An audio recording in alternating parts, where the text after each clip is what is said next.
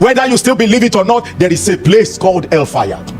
Whether we believe it or not, it's no longer a popular scripture or sermon, but it is a place prepared for devil and his agent, but also for those who refuse to accept Christ. How do you and I, how do we prepare for this? For one, we must have stranger and pilgrims mentality. If you go visit someone in their house, you are a stranger there. It's not your house. Matter of fact, you watch how you live, because you will not want to live their home maybe in a distorted manner or do things the way they don't do it. So you are very careful.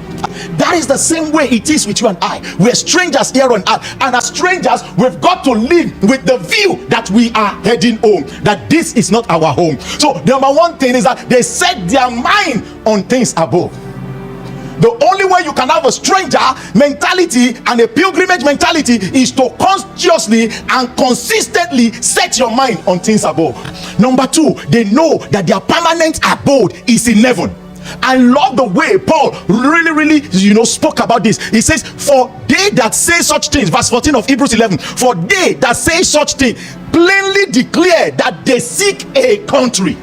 They have a full understanding to know that good or bad, whether the economy of Egypt is good, whether the economy of Israel is bad, irrespective of what may be happening around them, they understand that that is not their permanent abode. 2 Corinthians 5 1 and 2. For we know that if our earthly house of this tabernacle were dissolved, we have a building of God, an house not made with hand, eternal in the heavens. The people that we read about in the scripture, they lived on earth knowing that they are temporary residents.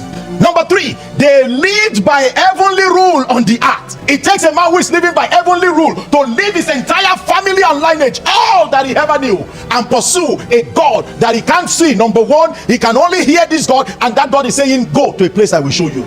They lived by heavenly rule. What rule am I living by?